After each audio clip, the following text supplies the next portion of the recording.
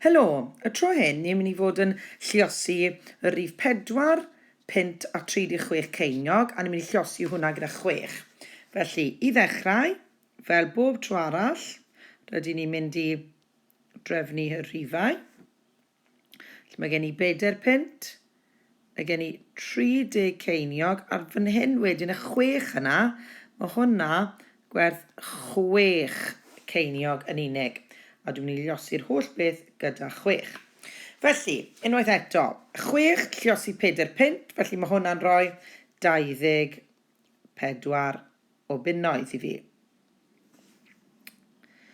Eto, mae gen i 30 ceiniog, a mae rai fi lluosi hwnna gyda 6. Wel, fi'n gwybod bod 6 lluosi 3 yn rhoi 18 i fi. Felly, mae hwnna yn mynd i roi 1 pint a 80 i fi. Dwi ddim yn mynd i roi 18 ceiniog i fi, a dwi ddim yn mynd i roi 18 o bunnoedd i fi chwaith. Felly mae'n rhoi 1 pint ag 80.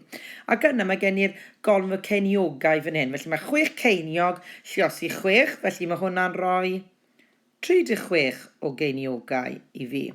Ac unwaith eto, yn syml, dwi'n mynd ati i adio gan trio sicrhau bod y colofnau yn gywir gen i. A mae'r pwynt degol yma, os ych chi'n sylwi, dydy'r pwynt degol ddim yn symud. Mae yn yr un lle bob tro. Felly mae hwnna'n rhoi 6 i fi. 8 a 3 yn rhoi 1 ar 10. Felly mae hwnna, byddai fi symud i... Mae'r 1 yna sy'n rhoi 1 pint fath o beth i fi. Felly fi'n mynd yn... Mae'n rhoi 1 pint a 10 sy'n mynd 11. A mae hwnna wedyn y golwg nesaf punnoedd yn rhoi 4, 5 a 6 i fi. A mi yn y 10 o bunnoedd fyna.